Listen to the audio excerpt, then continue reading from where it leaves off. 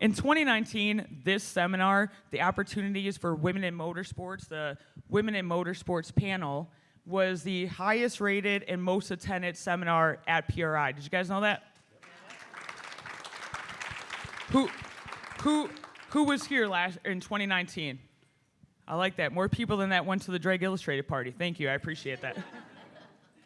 So that is a big accomplishment. I mean, this started 5 years ago. This is the 5th annual. I don't want people to forget that, and I want us to be able to continue to do that and support women in motorsports and keep on advertising and promoting what we're doing.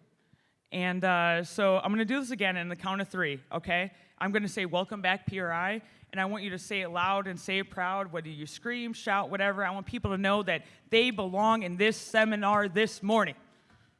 All right, you guys ready? Let me grab my phone for this.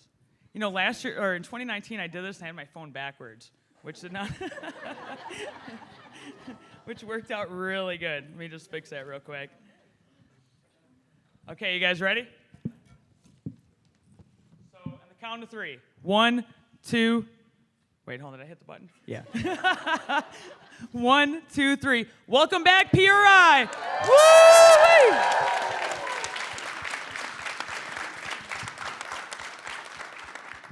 Did that right this time, thank you. So anyway, my name is Jeanette DesJardins.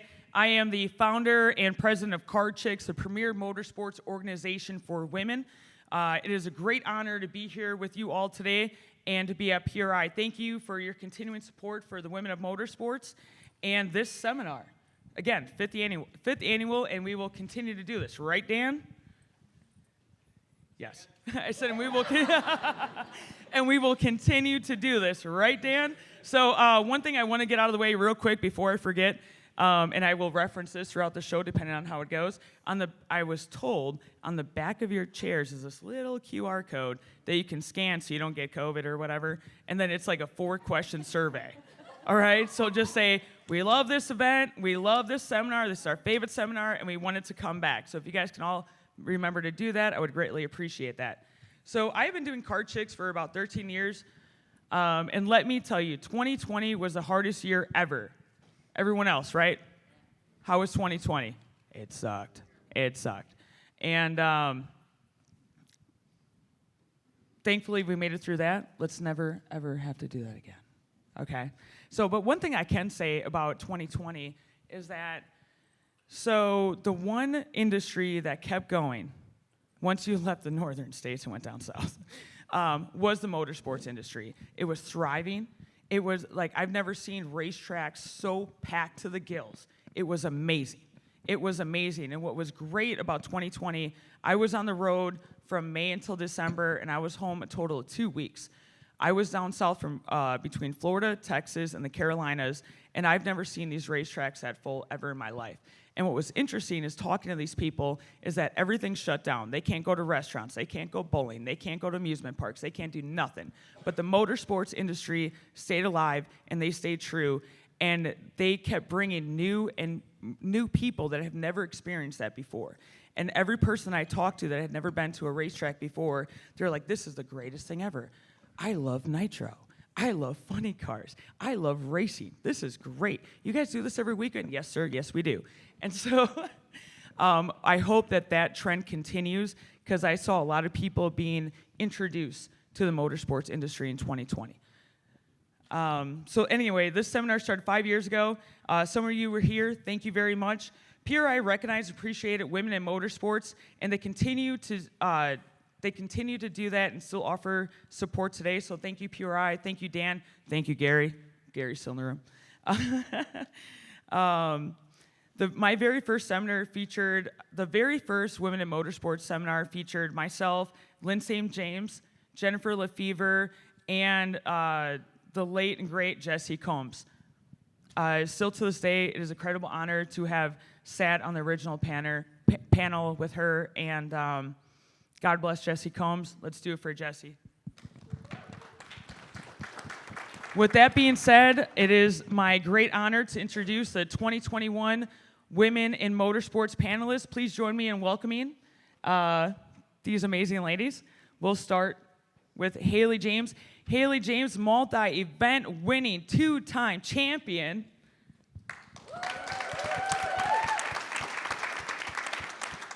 And then sitting next to her is Ashley Chalk, Vice President of Business Development for Chip Ganassi Racing. And then we have Collete Davis, professional race car driver, stunt driver, entrepreneur, national TV host. Don't be shy, girl. We got Alba Colon of Hendrick Motorsports, the most influential woman in NASCAR. And you know what's great about her? She's actually a crossover. She has experience in NASCAR and NHRA, drag racing, and the circle track stuff. So thank you for coming. Appreciate that. And then we have Angela, an engineer at Chip Ganassi Racing. So welcome, ladies. Thank you for being here, and it's my pleasure and honor. So let's get this started. So we're going to go through a couple questions, get a conversation going, and then, depending on time, we are going to open up Q&A to the audience. So if you have some questions, just hold them to the end, and we're just going to kick this off. We're going to start with Haley. So does everyone have a microphone? We'll share. We're going to share. Oh, okay. Great. Sharing is caring. All right. Is this thing on? Yeah. Is it on? Test, test. Test, test. Cool. All right. Haley James, tell us how you got involved in motorsports. Well, since I was a small child, my dad's been obsessed with everything that is cars and motorcycles, and I grew up going to all of these outlaw drag racing events. Small tire outlaw heads-up drag racing really started to become a big deal when I was a kid. My dad got heavily involved in that, and whenever I could get out of school and go racing, I'd go. And I kind of fell in love with it there. When I was younger, though, I cared more about rebelling and wearing heels to school when I was 10 and stuff like that. It took some refocusing, and then when I was 17, my dad put me in a drag car. It was a Fox body, Coyote engine with a turbo. We won 3 championships. I got Rookie of the Year 2015, and ever since then, it's kind of been a full roll into drag racing. My fiance, Kiefer, over there, he comes from a drag racing family. Just recently, my dad added another car to the team that he drives that. It's a full 360 degrees of drag racing. Kind of don't know anything else, and I don't really want to be anywhere else. I love it. I totally agree. I couldn't imagine my life without the motorsports industry or racing. Like, I don't know what I would do. Work at Home Depot. Nothing's wrong with that, but like, I mean, I can't tell like a wood screw from like a regular one. So, what about you, Ashley? What was your attraction to the motorsports industry? My dad was actually my first influence. He worked for General Motors for 37 years, so I guess since from childhood was exposed to cars, loved fast cars. Family out of Kokomo, Indiana, dirt track racing, so it was always around me, but didn't realize that I wanted to work in it because I didn't know like what those opportunities would be from a business side. Obviously, everybody's got the dream to be one of these amazing ladies that gets behind the wheel and goes really fast, which, you know, I still dream about. But the reality was, you know, what could I do from a business standpoint? So got very fortunate just through networking, 2 really amazing internships, and that landed me at Daytona National Speedway. Back in 2004, and so began my love of actually being within the industry and just being part of the continued development. And 10 years later, came back in it on the team side, and couldn't be more excited to what many of my friends say, come back home, where I belong. And I just couldn't be happier. Just to wake up every morning and do what I love and be around amazing women like this and be able to go to a racetrack and do business and be around fast cars. Doesn't get any better than that. So, yeah. Love it. So living the dream, or every now and then maybe someone else's nightmare. That's beautiful. I love it. I just say that all the time. What about you, Clay? You have a very interesting background. How did you get started in motorsports? Yeah, so my kind of journey into motorsports is a bit different. I'm a first-generation racer, so no one was into racing before I came along and sort of drugged my entire family into this industry. You know, my dad was in the Army, so he was a pilot. I was a military brat, grew up moving almost every single year, played all the sports that there were, and nothing really grabbed my attention. I wasn't really passionate about anything, and I was a very, very dangerously rebellious child. Like, I was just wanting to go against the world, and I didn't know why. And when I was 15, that was the very first time that I sat in a go-kart and got on track. And it was every single thing about the sport that just hit me like a brick wall, and I knew that's what I wanted to do for the rest of my life. For me, I feel like it was just, at a young age, a combination of mechanics, competition, and like the biggest shot of adrenaline that you could ever find in any other sport. And for the first time in my life, I was passionate about something. So from then on, I just told myself every single day I was going to become a race car driver. I love that. You know, and I always say, like, you can teach skills. Like, I can teach someone how to change a tire. I can teach someone how to change oil, but you can't teach passion. You can't, you hire passion. You can't teach it. And you can't, like, force it, too.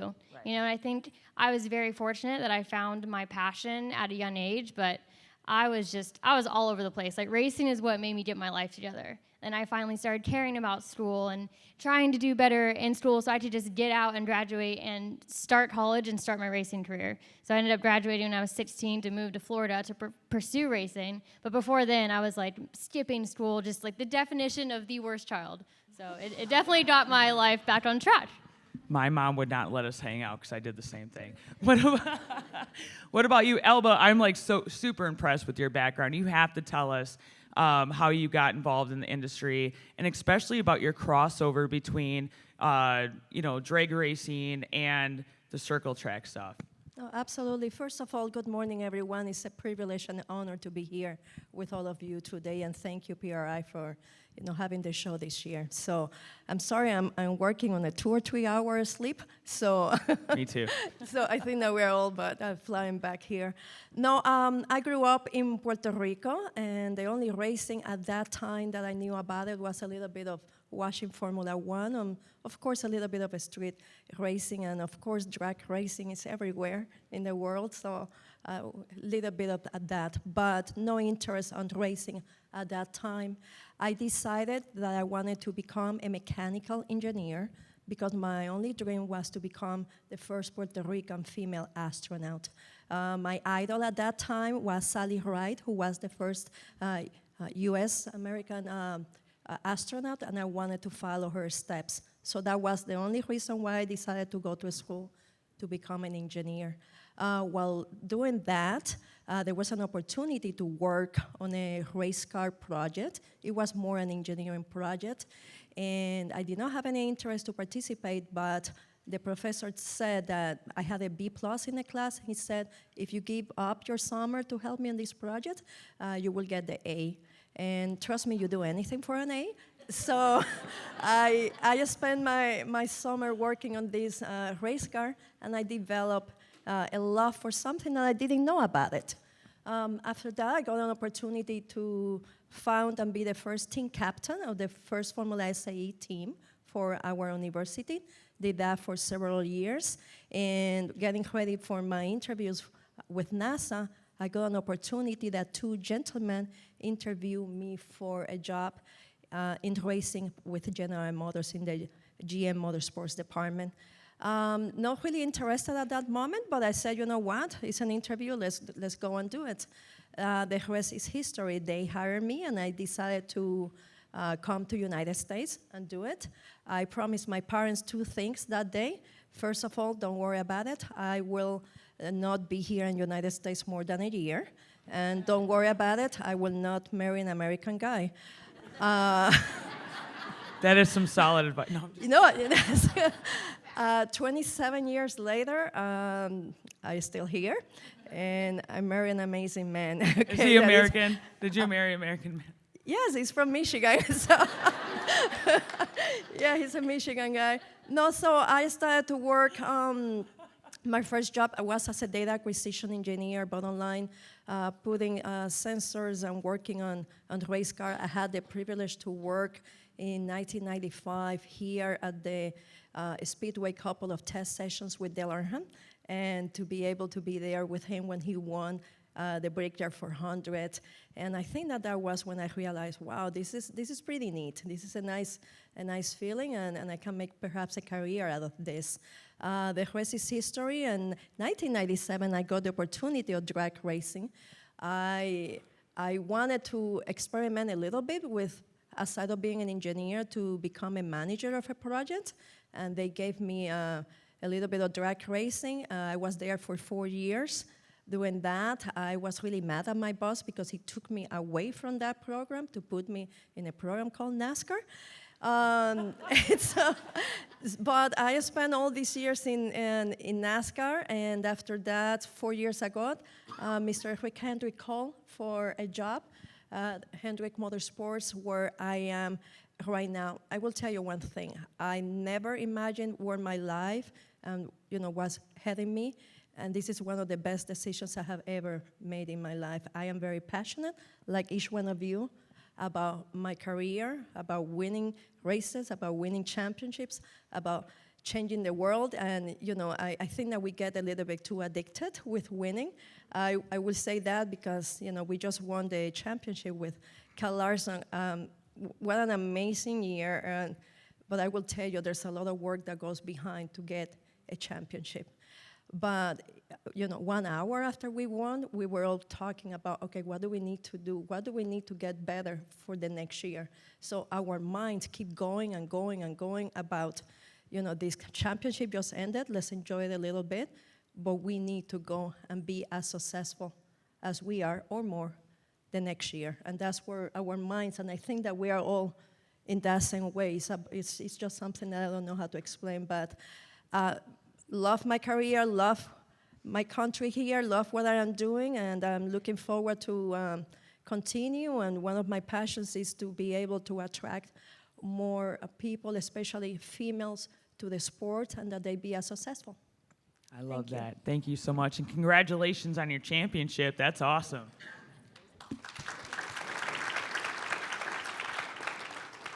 What about you, Angela? This is my first time holding a microphone, so. That's all right. This is my first time, too. Don't worry about it. We're good. So I was obsessed with NASCAR from as long as I can remember, 4 years old.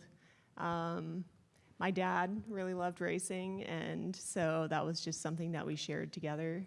We weren't really a racing family. We just enjoyed watching racing on TV, so we'd watch NASCAR every Sunday. Do it for Dale. And I loved Dale Earnhardt. He was my idol. I had I swear that's the only clothes that I wore were Dale Earnhardt t-shirts up until maybe the age of 10. And I just grew that passion really young. I loved it, and that's all I ever wanted to do was be in racing. And I had no idea what I was going to do in racing or how I was going to get there. I just knew that's where I wanted to be. I wanted to be in that bubble of racing. And it wasn't really until I got late high school age where I started figuring out how I was going to do it. And at that point, I was a model student. And Notice how she looked. Wait, which one did you look at? Did you look at the whole row or just the one next to you? I'm curious. I was a perfect child. No,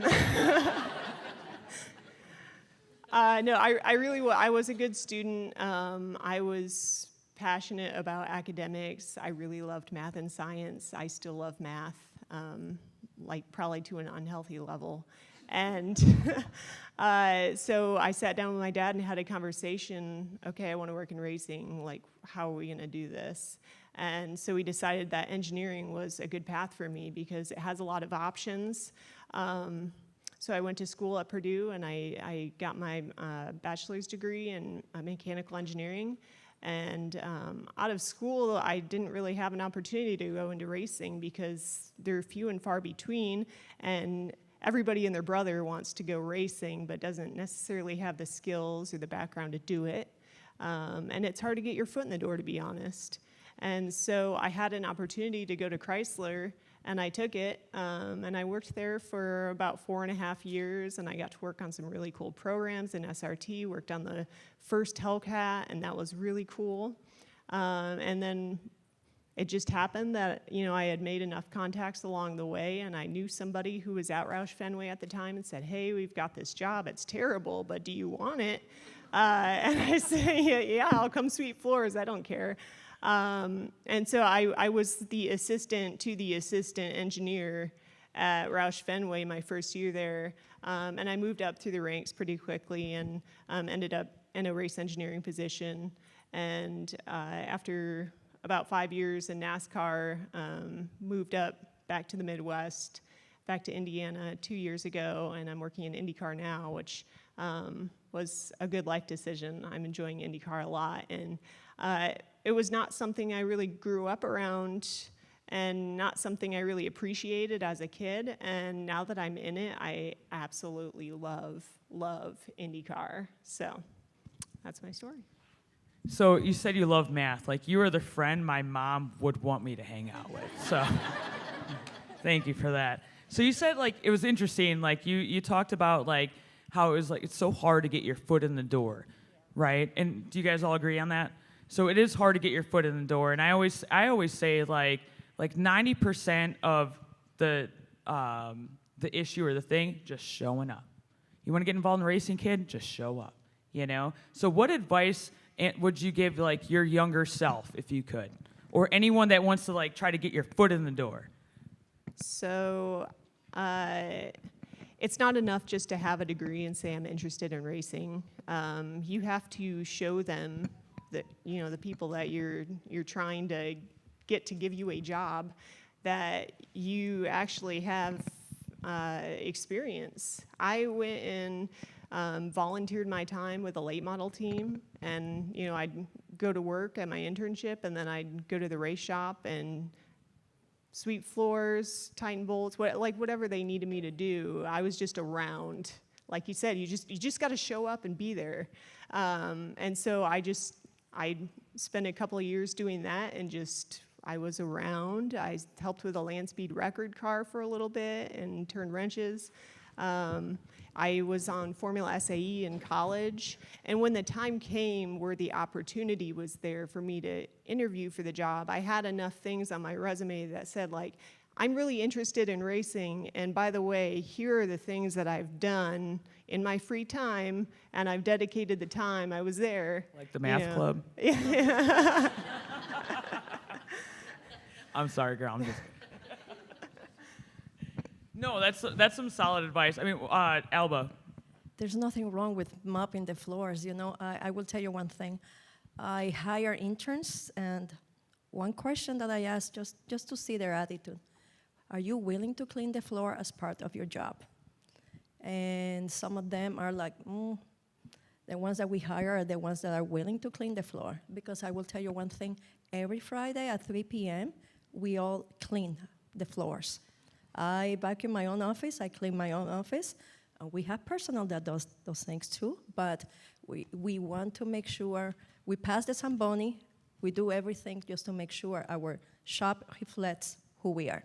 So to answer your question, what I will tell the younger self, sounds funny, but I will say to have a little bit of more fun. I was like her, very applied, very, to the book, correct, and so on, and I think that I missed on some fun when I was younger. But about also the other thing is, if you want to have this so badly, and I will give an example. We just hired an engineer that he went and applied to every job that was open because he just wanted to get in the, in the team. So he's an engineer, but he got as a machinist at Hendrick Motorsports. And the second day, he went and talked to one of the crew chiefs and said, my dream is to be a race engineer. So I'm planning to volunteer after I finish my work day and help your team. And after 4 o'clock, that is the official close day, he stays 2, 3, 4 hours, whatever it takes, to help that particular team. He volunteered every single weekend. He's not getting paid for that. He's volunteering because he wants to become a race engineer. He has the right attitude. He has, the degree, for what he wants to do. But his attitude is so amazing that he does not care what he has to do to get the job done and to help the team to win the championship. That's passion. Those are the people that we are looking for. Alba, you said something about the gentleman that applied for every job. I mean, the reality is they'll create a job for you if you're the right person, and it's all about creating your own path, as well. And it doesn't matter what your title is at the end of the day. It doesn't matter if you've been around the industry forever. I always will respect you with what you bring to the table. At the end of the day, it's like, I don't, that's great, but will you still pick up that box? I don't care. Will you still pick up the box, regardless of who you are, because you're part of a team. And it doesn't matter what your role is from the end of the day. And yeah, I respect that. Will you mop the floors? It's whatever it takes. And I think that's why I'm a huge proponent for internships. My internships are very different. I interned for Walt Disney World. No, I was not Mickey Mouse. There's height restrictions on that. You're too tall. Yeah. And the Detroit Tigers minor league team, pulling tarp. Yes, I did fall under the tarp at one point because I wasn't running too quickly. But you experience these different things, and it gives you perspective. But it's at the end of the day, it doesn't matter what industry you're in. It's being a part of a team, right? And we're all going to a common goal, winning championships. Yes, we won the championship, this IndyCar. Yeah. In case you forgot. Yeah, in case you forgot. Two in a row. That's true. Two in a row. Two-time world champion. Yes. Chip Nice Ganassi job, Racing. Yeah. Little plug. So yeah, and I love that because it's teamwork, and it's whatever it takes, and but it's going to be different paths for everybody, right? For becoming a race car driver, becoming an engineer. For me, from the business standpoint, I knew the first time I walked into Daytona International Speedway, and for my first Daytona 500, just hearing the cars, I already freaked out because just the horsepower. But then for me, seeing all the brands, all the sponsors, I was like, oh my gosh, I want to be a part of creating why they show up in this industry. Not to just slap a logo on a car, but what can this really translate into a storytelling opportunity? And I didn't know what that was. So I had to attach myself to different people in the industry outside of, sponsorship. It's learning the operations, the logistics, doing hospitality, understanding how to order enough porta potties, for, hospitality, all of those wonderful things. But it's perspective, and I appreciate what you guys have shared. And what would I tell myself, the younger version? Relax. Relax, Ashley. No You matter. have enough porter potties. It's gonna be okay. We're all overachievers. I just sense that. And you can lay out the best plans possible, and absolutely, you need to have goals. You need to stay on track, right, if you're really wanting to accomplish something. But I think for me that I continue to remind myself now, even in my 40s, that no matter how much you plan, you don't know what's going to be expected. And I feel like I'm a testament with that with my career. I've always been in the sports and live entertainment industry, opening up a theme park, to working for Jerry Jones's esports company, stuff I never even imagined would fall into place. But I think having that open-mindedness of you just don't know, what could happen in your paths after you started, paying attention in math like Angela. But it's just being open and to be relaxed in the sense that the excitement of what life's journey can bring. And that's what's so amazing. I feel like you guys were both kind of screaming at me, relax and have fun. We had a joke when I was learning how to drift for the first time. I was always very serious. I was like, no fun. I'm training. Whenever I would go to the track or a drift event, I am training. I'm not having fun at a drift event. I'm in the zone. So people always joked at me to have fun and relax more and enjoy the ride. I think you can be so stressed out and trying to chase the biggest goals and biggest dreams, and it is stressful. If you're doing something that not a lot of people do, it's going to be stressful. But just try and enjoy the ride. And I think that's still something that I'm preaching to myself every single day. And I think my biggest advice to anyone is to show up, I feel like we all have said, and figure it out. I don't know if it's a personality trait or what, but in so many different aspects of my business, I work with a bunch of different people, and sometimes I see people run into a problem and they kind of give up. Or they need to reach out to someone else, or pass it on to another person to take on that task. And I'm like, just figure it out. And I feel like that's one of the biggest things that has benefited me since I was 16. And like, I knew no one in racing. I had no family, no contacts, like no idea how to even step forward to do anything at a very, very young age, but I knew that's what I wanted to do. So I showed up. I drove to every single racetrack when I lived in Florida, from Sebring to even Atlanta, Daytona, everywhere, just walking miles, trying to network, introduce myself, because I didn't really know like how racing really worked at the time. And I was like, oh, I'm motivated. I'm going to go introduce myself to everyone. And mind you, this is like SCCA, right? We're not like, it's SCCA, NASA races, just walking the miles. And eventually I was like, oh, okay, like I don't come from money. I need to figure out business. So I started calling 1-800 numbers.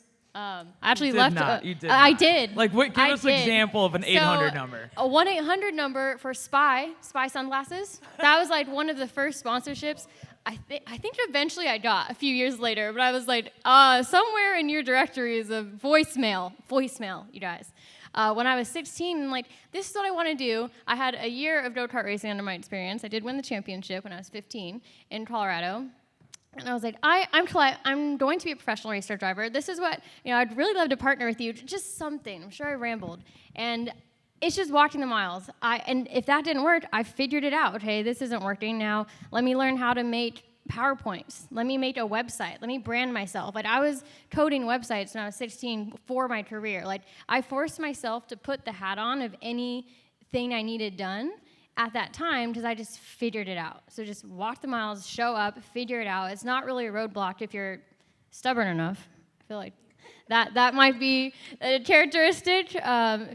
Tenacious and just never giving up. I feel like no matter what, if you just keep pivoting, you will figure it out. And you'll learn a lot along the way. I mean, for me, I did have to figure out every single step, but now I know more about creating websites, about content creation, about building a brand. And that was just very early on. So I even remember I made an email and had a fake manager. I was like, okay, well, I need to look more legit. So Jamie at Collete Racing is my manager. And Jamie... Take notes on this. This actually does work. You know what? You got to fake it till you make it, in a sense. And I mean, at the time, I was very motivated when I became passionate about racing. I paid attention in school.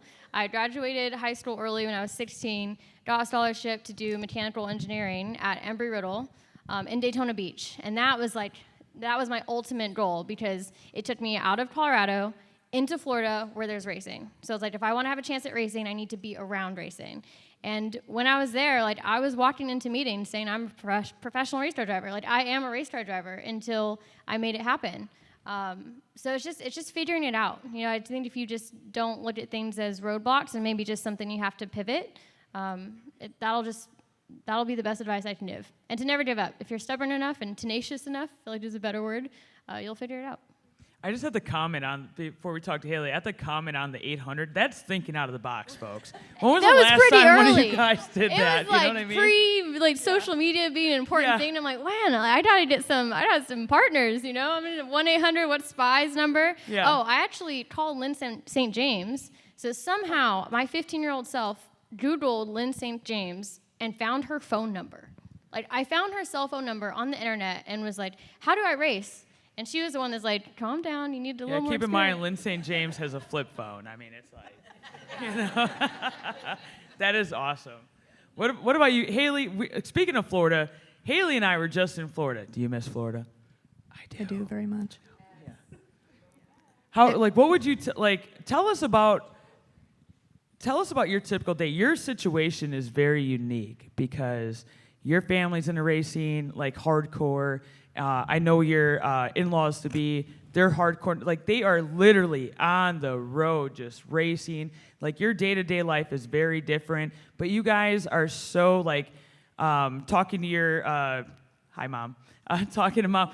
Just everything, even when she was younger, just going into the program, the whole family, the whole purpose is to keep the racing alive. Tell us about that and what you would tell us about your day. So my story is kind of unique because I came from privilege.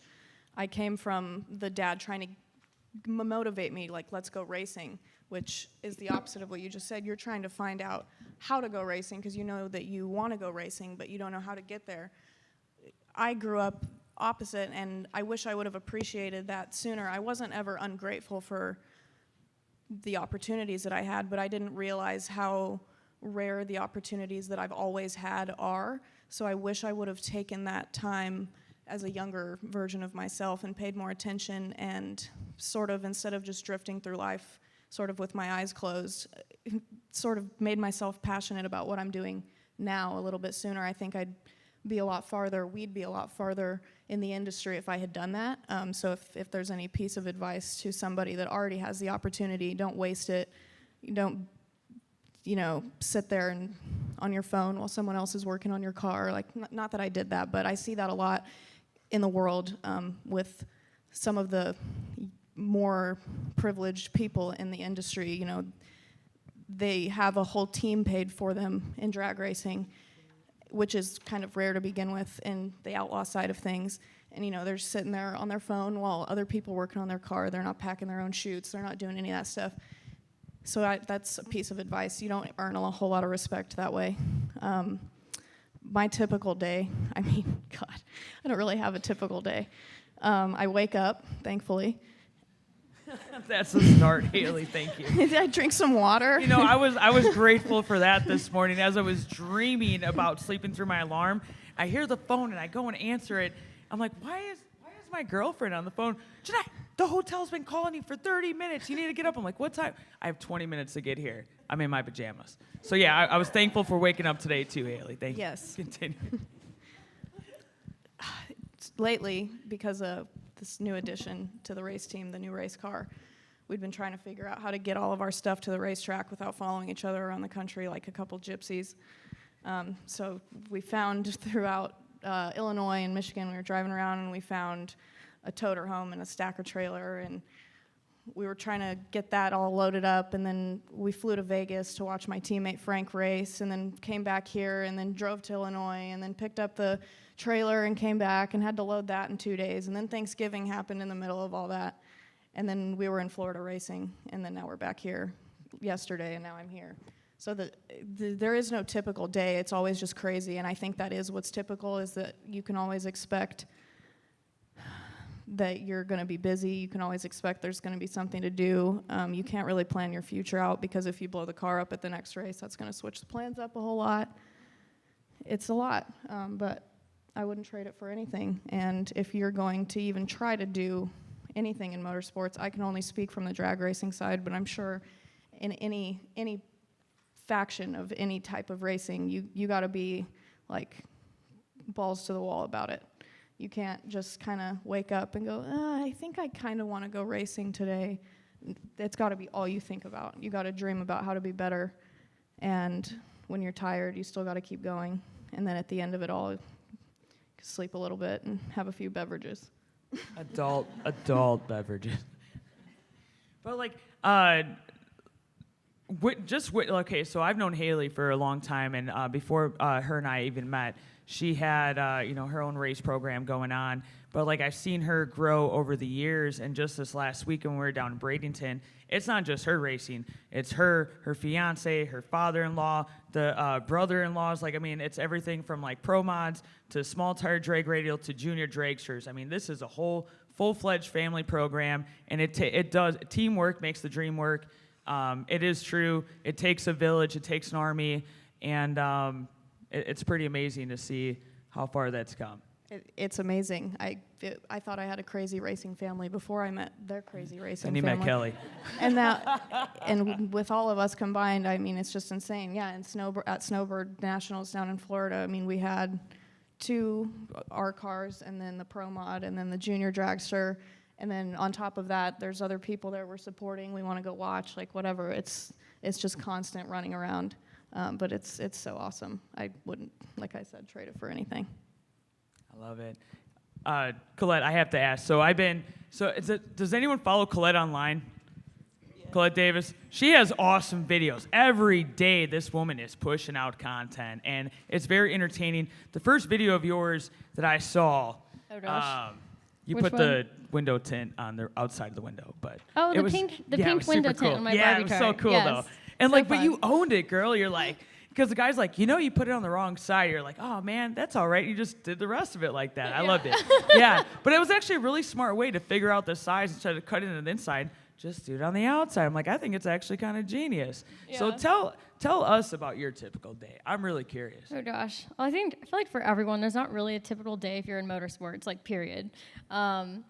But if I'm at home, I guess I can go through that day, which I'm trying to learn delegation going into 2022. So I'm hoping my days get a little more structured going into next year. But I would say that I wake up trying to make sure I get my workout done in the morning now, or else it's not going to happen. First thing I like to do is just look at emails. I feel like if there's a bunch of stuff people are waiting on you for, you'll just like feel it inside like all day. So I just try and tackle some computer work first, and then get straight into any like sponsor obligations. So photo shoots. For right now, I'm mainly focusing on like my YouTube integration. So filming like a short commercial that I'm gonna have approved for a YouTube video.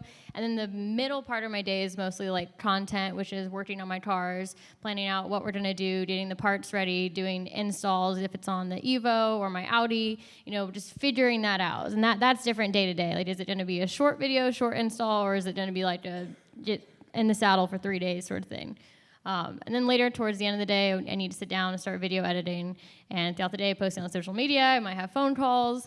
It's all over the place. And I think for me, I'm at an interesting point where, in order to grow and be productive and continue to do my job and be my best self, like I need to start learning how to delegate.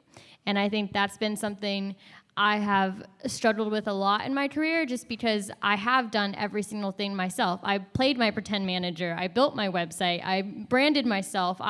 When I was 16, my first big corporate sponsorship that I got was my university at the time, and I built the deck and pitched the president of the university on how this is why you should support me as a race car driver, because you have a brand new mechanical engineering track at the university that has no hands-on experience. Let's bring all these students to the racetrack. I'm your driver. I give you a car, and we get hands-on experience for the students. Because at the time, I was one of the few mechanical engineers at Embry-Riddle. It was mostly like aerospace engineering, and they had a full jet car racing like dragster program, which was Elaine really Larson, cool. right? With Elaine Larson, which was another reason. Motorsports, Yes, and Elaine, like female driver for that dragster, like she was a big reason why I chose to go to that university. But I've done every single part of my career, and I need to learn to delegate, or you can't be your best self. You can't sleep. You can't do everything. So going into next year, I'm really trying to. I'm making my first like full-time mechanic hire, like personally for my stuff, which is wild because usually you outsource or bring people in. I need a videographer full-time. I have an assistant full-time now, but just delegation is something I can't stress enough when you get to a certain point, and not having to control everything. And even though it might not get done like 100% how you would do it, it'll get done, and you can be productive somewhere else. So if anyone wants to apply to these jobs, what is the 1-800 number? I need to make one. I need to make a 1-800 number for sure. 1-800 Collete Davis Racing. Thank you, everybody. Please apply after the show. That's awesome, girl. Angela, tell us, like, what advice would you give somebody, not necessarily a woman, trying to get into the motorsports industry today, or to take the path that you did? Like, knowing what you know now, what would you have done different, I guess? Besides math. Yeah, well, I don't know that I would have done anything differently, to be honest. Like when I look back on it, obviously I didn't take the path that I thought that I was going to. In my mind, I was going to go to school, get a mechanical engineering degree, and then get a job with the most prestigious NASCAR team as a crew chief. It didn't work out that way, but every step I took along the way was important in getting to where I am right now. If I had to give myself advice, or someone like me advice, I would say show up, do the work, try and get experience where you can, even if it's not maybe maybe you can't get a job at Hendrick Motorsports, but you can help your local late model team, and get some hands-on experience, something to put on your resume that shows that you're interested. and that you've devoted some time to your interest. That's some solid advice. What about you, Elba? What advice, the same question, what advice would you give to anyone in the audience that's looking to follow the same career path or something similar? Absolutely, and let's talk about that job, okay? 1-800, no. 1-800. 1-800. You know, I think that one thing was giving myself permission that if this dream didn't work, give me permission to look at other dreams. You know, sometimes we are so focused as engineers, right? We believe this is the only way to do it, and you need to give yourself permission to see something else. Also, don't give up. If you have idea how many no's I got before I got a yes, is unbelievable, you know. And you know, I had things like one moment I was somebody didn't let me enter to a track, thinking that I was just a race fan that wanted an autograph. And you know what? It was the attitude that you get, you know. I could have a scream and yell at the person, that doesn't work, you know. You know what? Hey, this is the reason I'm coming here, this is my job, and so on. You know, you just have to, you know, work hard for what you want and get the right attitude. I think that attitude helped me a lot. And to realize every no was part of the big yes. So to go through everything, but I really learned never give up. And another one that I just heard the other day that I think that was very interesting, be in the present. And let me explain that a little bit. Like an example, you said something very interesting, trying to do, you know, everything and so on. My feet are here, so my head should be in the same parallel. It has to be here. You know, sometimes our heads are in another place, thinking too much about other things. No, be in the present, make sure you do this right. When we finish here, you do the next thing, right? And so on, and so on, and so on. And once again, teams do not win. You know, the driver doesn't win everything. It's not the only one that wins. The crew chief is not the only one that wins. Believe me that it takes every single employee to make magic happen. And I see that every week in and out. So just a little bit of little advices, but you know, in the same time, have fun doing this. We are privileged that we wake up and race for a living. We are getting paid to race. Isn't that awesome? I just got goosebumps. Yeah. No, isn't that awesome? You know, so have fun on what you're doing, you know. So That is some real solid advice, what you just said. I never heard anyone put it that way, but your feet are here, your head is here. Like I have the same issue, like trying to delegate, you know? Like I need 3 of me, right? I think everybody else does too, like at least 2 or 3. And so but you can't, once you start stretching yourself so far out, you are not 100% at every little thing. Like you're spreading your resources too thin. So that's some really solid advice. Yes, I heard that from a football coach, and that came to talk to, to all of us, and I was like, wow. Is that guy from Michigan? No. The head coach of the Washington, D.C. football team. Okay. And he said that. He said, just be in the present. We tend to go, another one, I heard this from Coach Joe Gibbs, right? One time he gave me a pep talk for something that I didn't do right. By the way, I think that was one of the best conversations I ever had. I remember he brought me to the hauler. And he put his chair backwards and sat down, and I was shaking like you don't know. PG-13, okay. PG-13. No. I don't know. Very PG-13. Do you have idea what is that Coach Joe Gibbs is trying to give you a lesson? That's something that is like surreal. But I heard something from him, and again at the end was not for me, was for who was my boss at that time, that he wanted me to send the message very clear to him. But the word no is an acceptable answer. What is not acceptable is that you do not answer. People like to hear, please, if somebody asks a question, if somebody sends an email, please answer, and please try to do your best to do the right thing. And I'm sorry, Angela, I know that I owe you that call, that we tried 3 times to do. Sorry, Alba. Yes. But again, people like to be acknowledged. People like, no, we don't like to hear the word no, but you know what? That's acceptable. But ignoring me, that's not acceptable. So don't ghost Elba, okay? No, like I that's just it, right? But I appreciate what you're saying, but like in the same sense, I also think that no response is also a response in itself, and I don't have time for that. Like No, we are some busy women. I Yeah. do not have time to deal with that stuff. We are getting short on time here, but yeah, you last three ladies, what advice would you give the audience if they are gonna enter this industry, or they're trying to move up, or they're trying to, pursue careers that you guys have had? And then we're going to open up Q&A for just maybe 1 or 2 minutes, and then so feel free. Yeah, I think like you mentioned, don't let the no's sting too bad.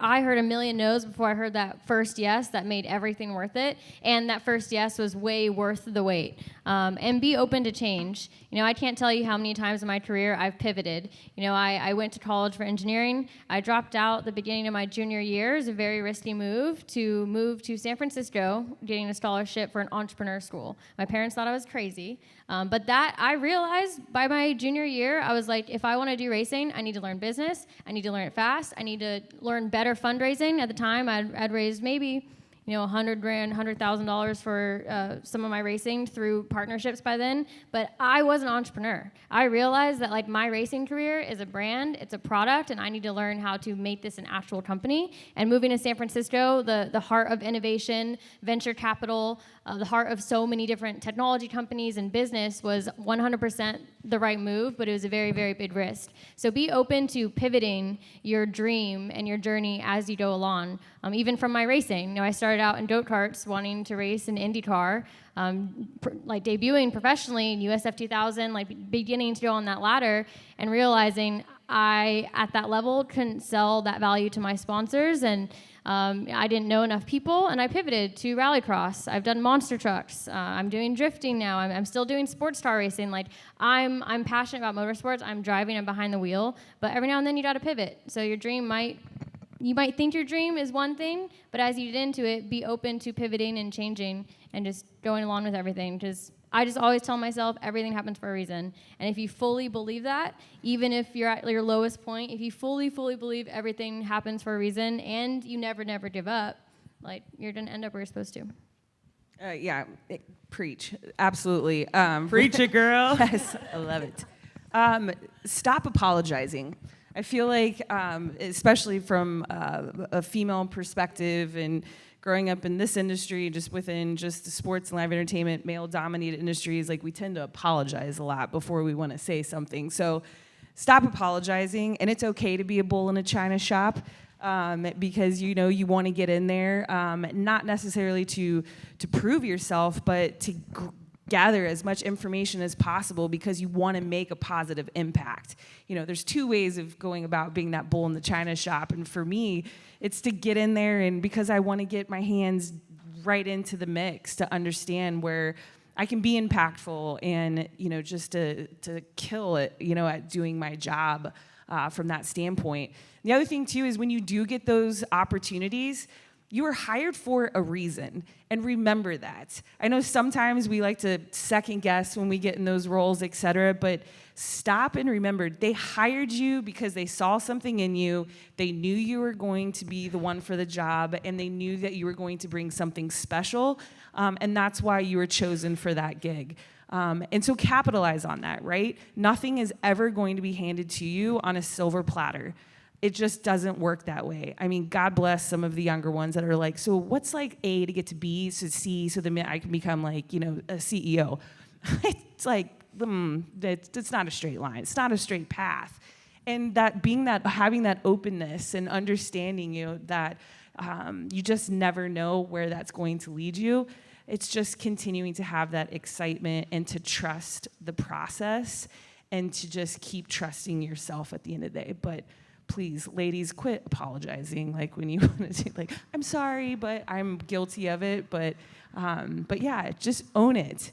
Own every bit of it. And last piece, ask questions. I don't care, again, who you are, what your title is. If you've been around for 50 years in the industry or 2 seconds, ask questions, because you constantly want to be learning. And especially in this day and age, especially in our industry, things are changing by the second with electrification coming down the pipeline. I mean, there's so many different things that are evolving.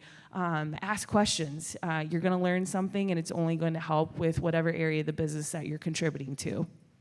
That is like super solid because, and like keep in mind, ladies, like, and there's guys ask questions too. Okay, there's nothing wrong with asking questions. Every day, everyone in this room is learning.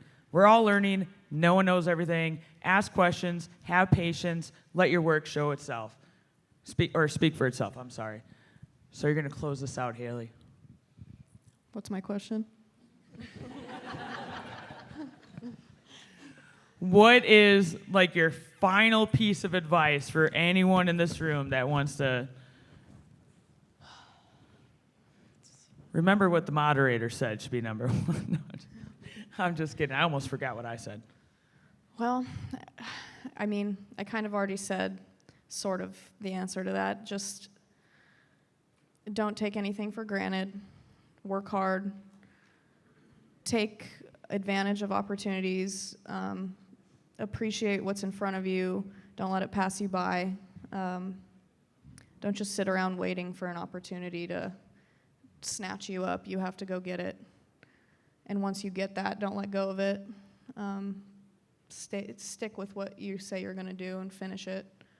And don't start a bunch of things and don't finish anything. Kind of just listing off things I'm not very good at still. I love that. I'm with her, dude. Anyone else? Yeah, right. Yeah, I don't know. Set a goal every day and try to complete it. And if you don't, beat yourself up until it's done. Just kidding. Just kidding. No, this is like real world stuff. Like this is not sugar coated. Like that's what I appreciate about like this whole panel right now. Like everyone, like this is like speaking from the heart, like truth, real world. This is me. Take it or leave it. You know, believe it or not. Like that's just how it is. I think so I thank just you, thought ladies. of I think I thought of something better real quick, and I think all of you can probably relate. We all get back from a race to home or wherever the next hotel is. And all of that adrenaline that we thought was never going to go away dies slowly. And we're all, it's like you're, oh my God, like let's get to the next race. Like I'm going to be pumped forever. Yeah. And then the moment you lay your head down at night, you're like, oh my God, I don't even think I'm going to be able to get up tomorrow. And you wake up that next day and just a little bit of that passion that adrenaline is worn off. But then the moment you're on your way to the next place, it all just sparks back up again. I think the point of what I'm trying to say is try to not let that passion or that adrenaline leave. Try to keep your mind in that same spot where it was when you were doing what you love the most at that time. I love that. We're going to put that on a Hallmark card. I'm just kidding. But no, like I totally get what you're saying. Like, does anyone else get that where like it's like an addicting thing? It's like after you go like a whole weekend racing or a whole week racing, you're on the road, you get home and you're home for a couple days. It's like, whoa. It's like weird. It's like, get me out of here. So anyway, so we have a couple minutes before the seminar ends. Does anyone have any questions? Feel free to, Gary, this is Gary. Hey, Gary. Everyone say thank you, Gary, for helping us set this up today. Appreciate you. Yep. My man, Garyvee. Hey there, and thank you all. You guys are awesome, inspiring. I grew up in auto racing. My family designed and built the car that won the first Indy 500, the Marmon Wasp. And then about 22 years ago, I had the opportunity to get involved in offshore powerboat performance racing. And I've managed 5 different race teams. And my current one's based out of New Orleans, and I've got a crew of 11. I just brought on 2 incredible women, and they are fierce because we have a lot of safety and security to do when you're along a water course, whether it's Gulf, river, or anything. So what I want, at some point I want to talk to Alba because one of the best races we ever did was in Old San Juan, Puerto Rico, and I'd love to bring that race back. I'm talking to some of the current ambassadors down there, but let's do a road course and an off-water course, because that is incredible. But I wanted to ask y'all, okay, you're here where you are now. What do you see your future as going forward? Not only as women in motorsports, but just in general for the whole thing and, you know, encouraging that. And where do you all want to go? Anyone take the, you know, let God take the wheel, whatever you guys want to do. I'll answer quickly. I try to see the future as far as drag racing, just so I keep my mind on track. My team's called Haley James Racing. It's about family. I'd like to keep it family, no matter how big it gets. I always want it to be about family. We want to grow into something larger than just the race team. We want to be merchandise. My dad's a tuner, engine builder, marketing, media, logo design, all of the things we're slowly working to grow towards paying for it all without having to go to find 9-to-5 jobs and stuff like that. And hopefully, as we progress with that goal, it will come to fruition. I believe that if you manifest your goals and you just continue going towards them, they will happen. Gosh, I feel like there's so many different things like we all want to accomplish, right? I mean, just with our unique backgrounds. But I think for me, I got a lot of perspective during COVID. I'm sure everybody in this room did as well. Just being able to sit back and have some time to really put perspective on what matters in life. And something I say, not to be morbid, but your resume is not on your tombstone.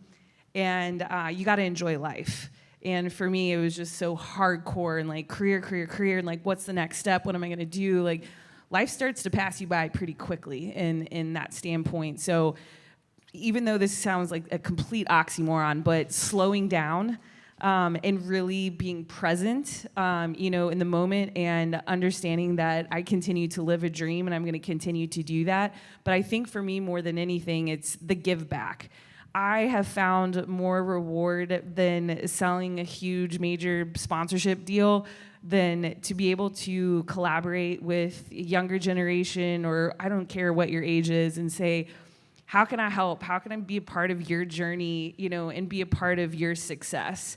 And that's something for me that I want to continue to go forth on, and being a positive role model and have that open door, because that's what this industry is so phenomenal at, especially from the women's standpoint. You can have that opportunity and walk up to anybody and say, I need your help, or could you help me navigate this? And I just want to continue to be part of that narrative, and continuing to help that spirit of having growth and everybody having success. Love it. Yeah, I think for my future, I hope there's a lot more work-life balance. What is that? What is that? Yeah. I'm trying to figure that out going into next year, but yeah, I think enjoying the ride is something I'm really trying to work on. And for the future, you know, I'd love to own my own team one day that's not just myself as a driver, with other female drivers, and continue to build a platform that allows me to do what I'm passionate about, which by doing that, I've just realized that it inspires a lot of other people. I mean, young girls all the way to like young boys seeing me at the track in my Barbie drift car, growing up knowing it's normal. Like, we want to affect both sides of that thing. And, you know, I think just to continue to build the platform that I already have, and work with brands that can have meaningful impact, whether that be Hot Wheels, doing a collaboration with Barbie and myself as well, like bringing brands that you don't normally see together, bringing them together. Even the work I've been able to do with Microsoft with STEM education and inspiring younger girls to get interested in that. You know, I'm time and time again just blown away how young girls still grow up and think that they shouldn't like math or science or any of that. And I've only realized that because I did talks to like young middle school girls, and it was only being in there and talking to them that I realized that this was a problem. You know, I grew up and I was just doing my thing, or maybe it's because I was a military kid and I moved all the time, that I really didn't have time for stereotypes to set into my brain and they didn't affect me as much. But I realized that is not the case for a large part of the population. So I just want to continue doing what I'm passionate about and hopefully have a positive effect. Angela, I saw your eyes light up about the math thing. Sorry to cut in front of you. Oh, no, but sorry. I was like, going I to just, say, her eyes lit up. I saw she got all God, perky I do about love the math STEM so thing. much. My future goals are mostly based in technical competency and learning new skills. And I don't know why I'm thinking about this, but we have a dog and we board her, and they tell you like, hey, think about boarding your dog up to a year in advance. Like if you're gonna board her next December, I'm like, my God, I don't know what I'm doing 3 days from now, let alone a year. And I feel it's kind of the same thing with your career. Like you don't want to say no to opportunities that haven't even presented themselves yet. So I don't really have a goal for like a position that I want. I want to put myself in a good position to be marketable and good at the job that I do, and to be a good race engineer, and all of those things require me to have, good technical knowledge. So those are the things that I want for my future. That is an awesome one. No, professionally speaking, continue growing in the company, continue growing the sport. The sport of NASCAR has grown so much since I started there, but not only NASCAR, a lot of things in racing. Right now, working with Lynn St. James, we're working on ways to attract and to make more normal that women are in the sport, and it's not a rarity. So there's a lot of cool stuff that we are working out there. In the personal side, I am very dedicated and passionate about STEM careers, science, math, technology, engineering, and so on. So I am very heavily involved in 2 foundations where the bottom line is to attract more young students to math and science. Of course, personally, I want to see more females. I want to see more Hispanics in racing, in the sport. But right now in this country, we're having a crisis on STEM careers, and it's up to us that we have been so privileged on these positions and what we have to help others. And I really believe the passion for STEM starts in 2 places. It starts in the school when you are in kindergarten or before that, and it starts with your parents. So I spend a lot of time talking to younger kids, parents, and so on, to, hey, it's okay that if you're a girl 5 years old and you want to play with Legos, that's okay, because that's going to help you, to go to that career that you want at the end of the day. So at the end of the day, everything that we're doing doesn't matter if we're not helping others to be where we are today. And that is where I dedicate my nighttime to get that happen and to live a better world than the one that I got in. We're in a pretty great place, but we need these PRI shows, we need all of this to keep going. And that will only happen if we dedicate time to those younger kids to be the best next.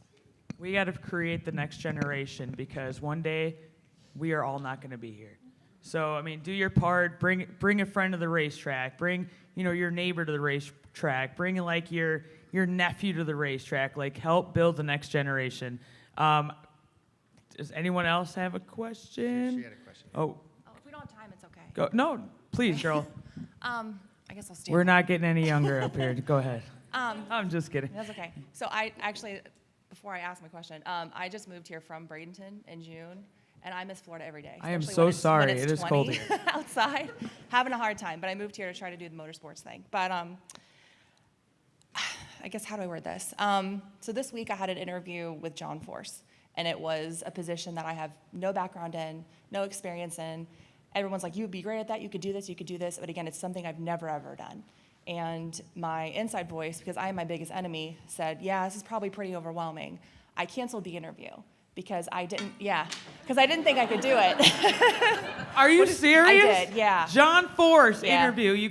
And I live like 2 minutes from the shop. So What are we doing? I know, and I woke up and I was just like, what are you doing? Because I have a full-time job. It's not in motorsports. It's awful, but it pays the bills. Like, I'm trying to do both right now. And I'm like, this could be my thing. This is why I moved here. But again, it was like something I've never done anything. And the girl who had that position moved to Tony Stewart Racing, really high up thing. Like, it's pretty high involved. You have to hire and fire people. I've never done that. How do you shut down that inner voice so that doesn't happen? So you don't block your own opportunities? Because I did that. And now I woke up Wednesday after I canceled the interview, and I'm like, what the heck am I doing? You just saw what I did, so Yeah, go well, ahead. that Does was anyone me want on to answer Wednesday. that? Yeah, I just say rip the Band-Aid off. Put yourself in that opportunity more often, but don't cancel it. The more you put yourself out there, it's going to be uncomfortable, and it's like fake it till you make it. You can have a smile on your face and you will get through it and put yourself in that environment, and you will start getting more and more used to it. And then by the 5th time you're doing it, maybe not interview specific, but just something uncomfortable, the 5th time it's less uncomfortable. By the 7th time you're like, oh, I got this. Like, let's do this. So I would just rip the Band-Aid off. Set yourself up for something, commit to it, throw yourself into that environment, and just know everything happens for a reason. The worst thing that can happen is that he says no. That's the worst thing that can happen, nothing else. So you just have to do it. You just have to get going. By the way, we were all in your position before. We were all shy. We were all shaking about something. Don't think that we have our acts figured out here, okay?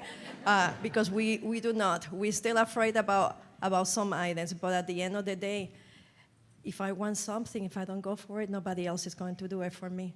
But it takes a lot of psychology in my head to remind that every day. So. But that's the reality. Like, my mom always told me this, and my dad, friends, my amazing boyfriend too. Like, if you still don't have butterflies, regardless of how long you've been doing this, there's something wrong with you. You're not that cool, right? Like, you still have to like show up and do the bit. May I ask, how did you get the interview?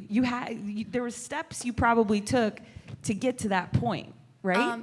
I mean, kind of. It was more, so my boyfriend works at USAC, and he knows somebody who works at K1, and it was just a headhunter, like a recruiter, had reached out to the guy that works at K1, was like, hey, do you want this position? And the dude's like, no, I love my job at K1, but I know someone that would be great, and he referred me.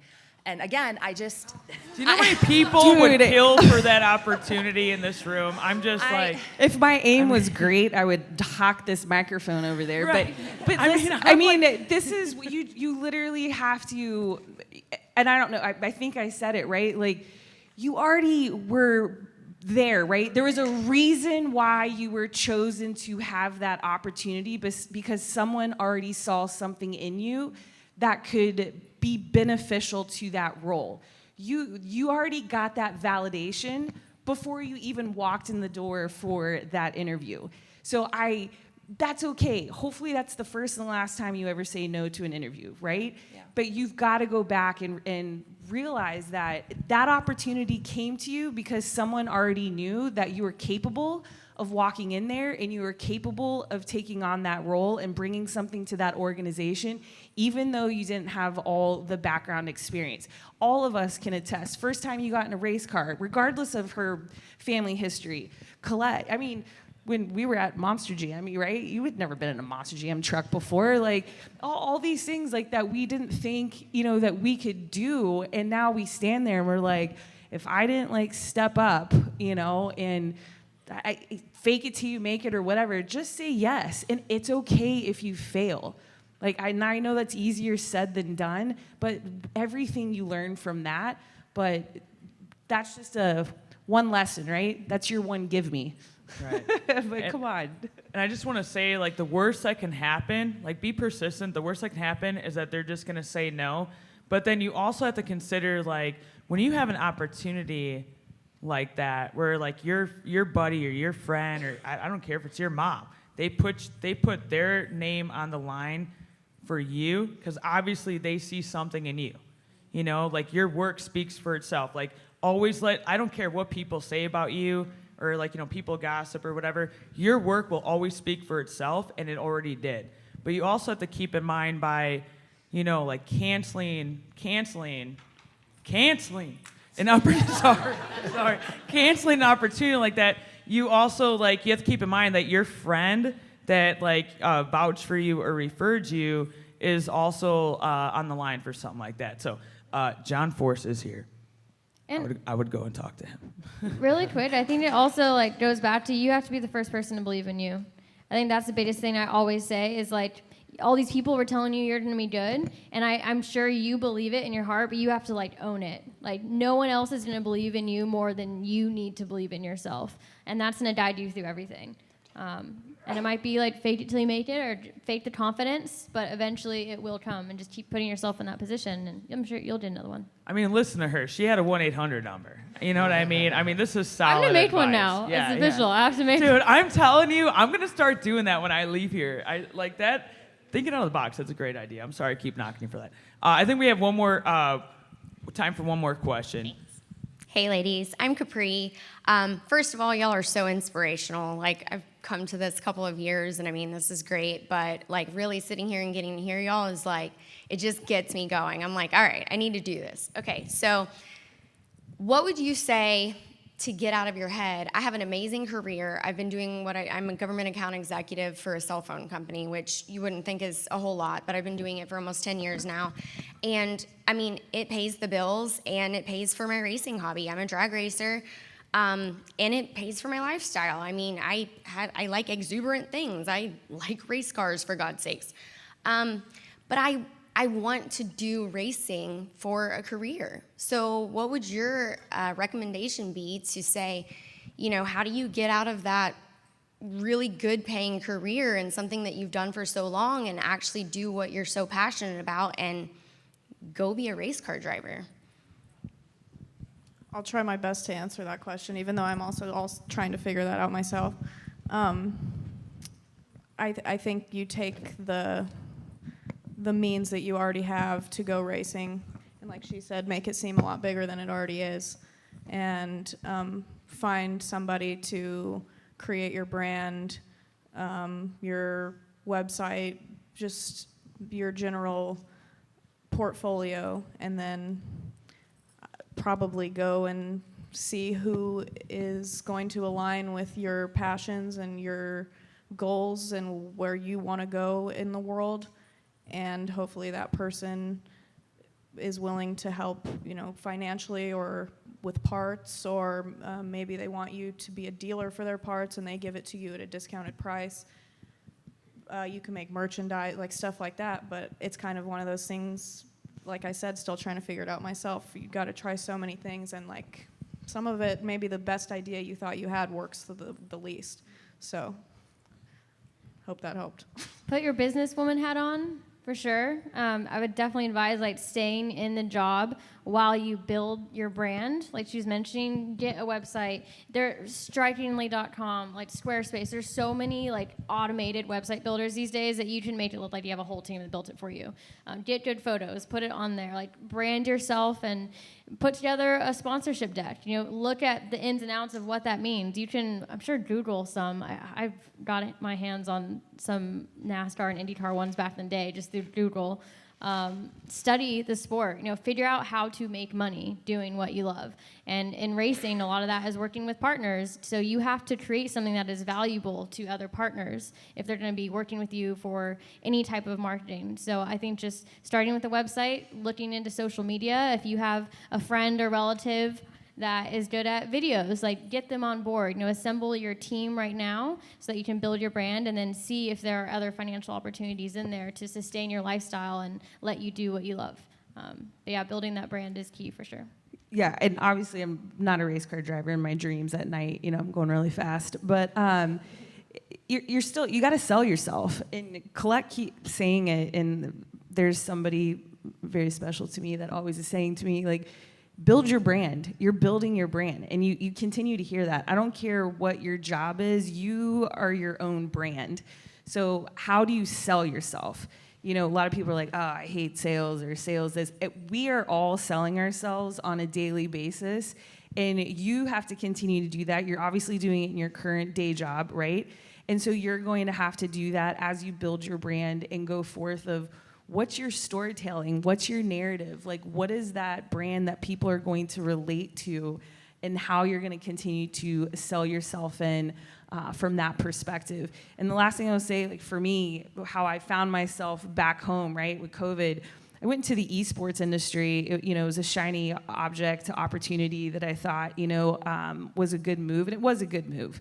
But for me, I quickly realized 6 months in, this is not the industry that I want to be in. I've been in my career for almost 20 years, and to have that realization, it wasn't going to be failure, even though I constantly was beating my head against the wall. I'm like, if I walk away from this, have I failed?